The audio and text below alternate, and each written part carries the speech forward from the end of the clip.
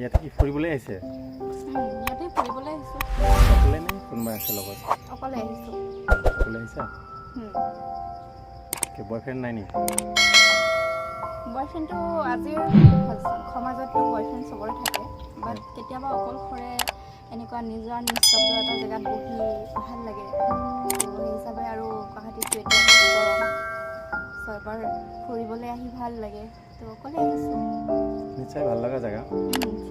কাৰোবাৰ লগত আহিলে ভাল লাগে?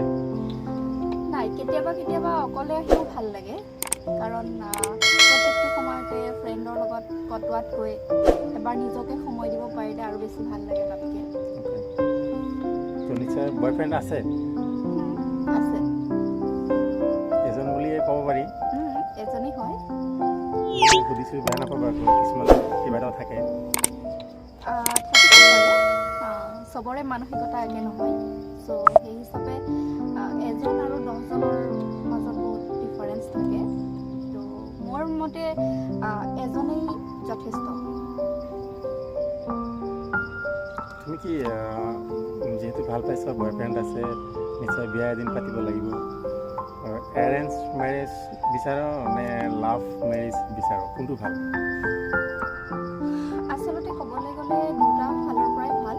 যদি এৰেঞ্জ মেৰেজ কৰা হয় তেতিয়াহ'লে এৰেঞ্জ মেৰেজ হোৱাৰ পিছত তেওঁলোকৰ লাভ হয়, চ' তেনেকুৱা এটা ভাল সংসাৰ এটা চলাব পাৰে। আৰু লাভ হ'লেতো তেওঁক আগৰ পৰাই নাথাকে, তেওঁৰ প্ৰতি লাজ, কোনো ভয় শংকা নাথাকে, তো সেই হিচাপতো এটা ফালৰ পৰা ভালেই বুলি ক'ব পাৰি।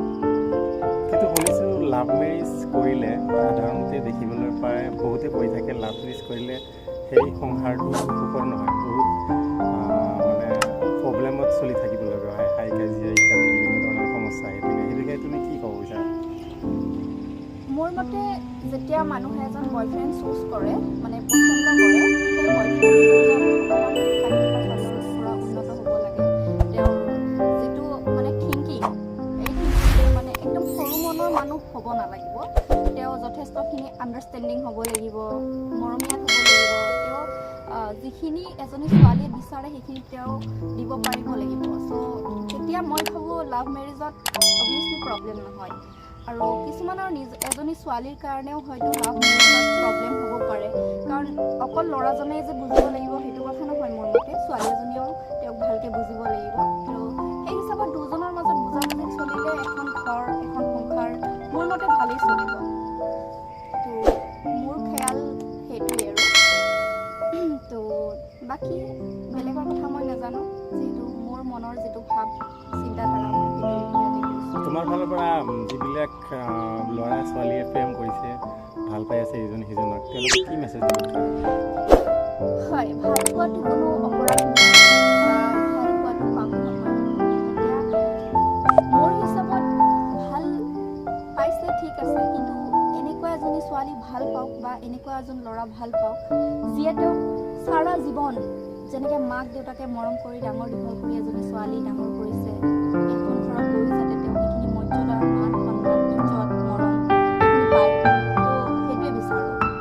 আৰু ল'ৰা এজনকো ছোৱালী ঘৰৰ মানুহখিনিয়ে বা ছোৱালীজনীয়ে তেওঁক সিমানখিনিয়ে সন্মান দিয়ক, সিমানখিনিয়ে মৰম কৰক, সিমানখিনিয়ে ইজ্জত দিয়ক, যাতে তেওঁ সেইখিনিৰ মানে উপযুক্ত।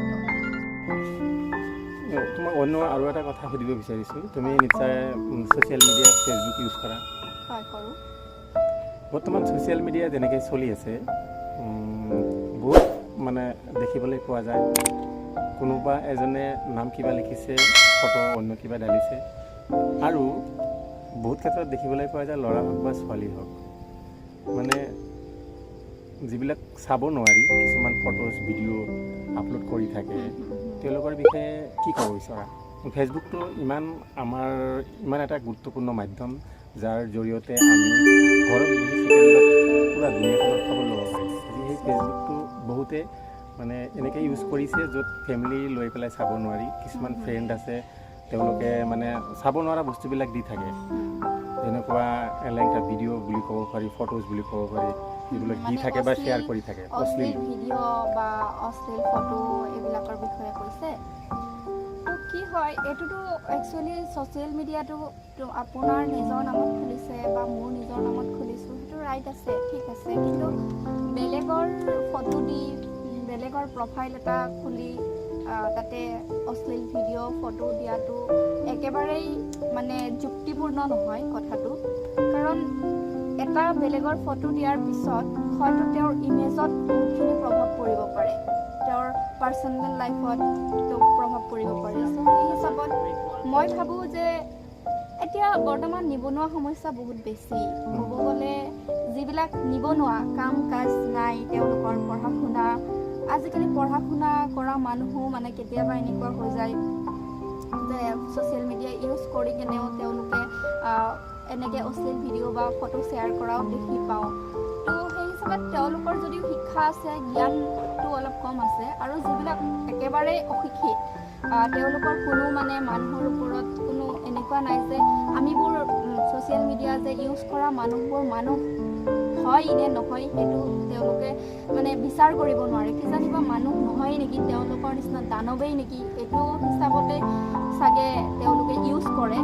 যিহেতু তেওঁলোকে এটা পাব্লিচিটি পাব বিচাৰে যে মই এইটো কৰিলে চাগে অলপ মই বেছি ফলোৱাৰ্ছ পাম বা মই বেছি ভিউৱাৰ্ছ পাম, কিন্তু কথা সেইটো নহয়। এটা অশ্লীল ভিডিঅ' দি মানুহৰ মাজত এটা এনেকুৱা সৃষ্টি কৰাতকৈ, বেয়া এটা মনোভাৱ সৃষ্টি কৰাতকৈ মোৰ মতে তুমি ঠিক আছে যদি তুমি মানে ফেক একাউণ্টেই খুলিব বিচাৰিছা, বাট তুমি তাতে ভাল ভাল বস্তু দিয়া য'ৰ পৰা মানুহে শিকিব পাৰে, বুজিব পাৰে।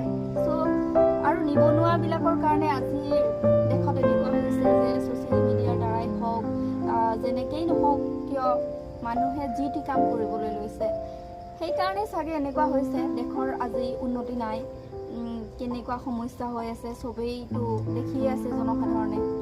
চ' সেইটো হিচাপত চাব গ'লে নিবনুৱা সমস্যাৰ কাৰণে আজি মানুহবোৰে মোবাইলটো লৈছে, বেয়া বেয়া ভিডিঅ' ফটো আপলোড কৰি আছে, কাম নাই, একো নাই, মানুহক মানুহ বুলি গুৰুত্ব দিব পৰা নাই। চ' শিক্ষা থাকিলেও কিছুমান অজ্ঞান হৈ গৈছে। তো তেনেকুৱা হিচাপত চাব গ'লে তেওঁলোকৰ দ্বাৰাই এইবোৰ কাম চলি আছে, আৰু এইবোৰ বন্ধ কৰিব পৰা কাৰো এনেকুৱা ক্ষমতা নাই যে বন্ধ কৰিব পাৰিব। কাৰণ মই আপোনাক ক'বহে পাৰিম, কিন্তু কৰা কামটো আপোনাৰ। তো আপুনি যদি সেই কামটো নকৰে মই কৈ লাভ নাই।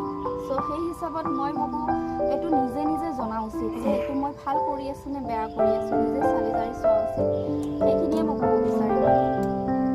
সেই ক্ষেত্ৰত এটা কাম কৰিব পাৰি, ফেচবুকত থকা সকলো ফ্ৰেণ্ড, বন্ধু বান্ধৱী যিমান যত যি আছে চবেই মিলি এটা কাম কৰিব পাৰি, বেয়া আপলোড অশ্লীল যিবিলাক ভিডিঅ' ফটোজ দি থাকে তেওঁলোকক আমি সকলোৱে আনফ্ৰেণ্ড কৰি দিব লাগে। এটা সময়ত যায় তেওঁলোকে নিজৰ যিবিলাক আপলোড কৰিব তেওঁলোকৰ বাহিৰে যাতে কোনো চাব নোৱাৰে।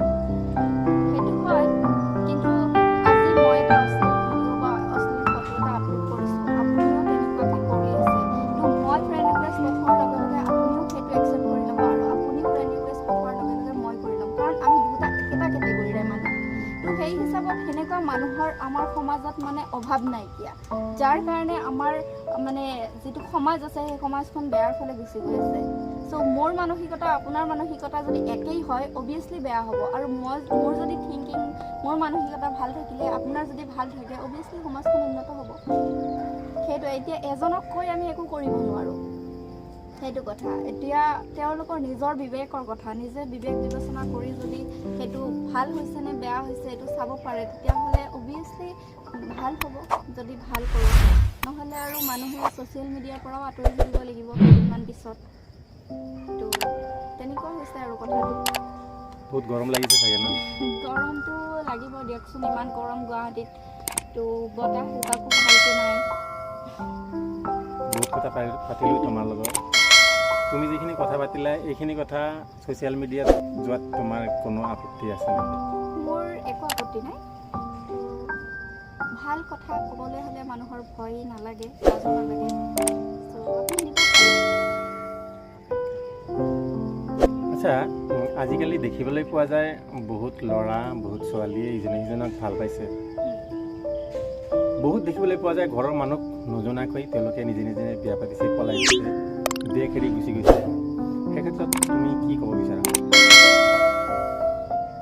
সেই ক্ষেত্ৰত মোৰ ধাৰণাটো হৈছে আগতে যি কৰিলে, বাট এতিয়া যিখিনি নৱপ্ৰজন্ম আছে সেইটো কৰিব নালাগে, সেইটো কৰাটো উচিত নহয়। কাৰণ ভাল পাইছা ঠিক আছে, সেইটো কোনো ভুল হ'ব নোৱাৰে, ভাল মানুহে পায় ইজনে সিজনক। তো এতিয়া তুমি ভাবি সেইটো কাম নকৰি এটা কাম কৰিব পাৰে যে ঘৰৰ মানুহখিনিক বুজাওক, যিমান এই ছোৱালীজনীক ভাল পায় মৰম কৰি, তাতকৈ বেছি মৰম কৰি ভাল পোৱা এটা বণ্ডিং এটা মানুহৰ ফেমিলিৰ লগত আৰু নিজৰ ফেমিলিৰ লগত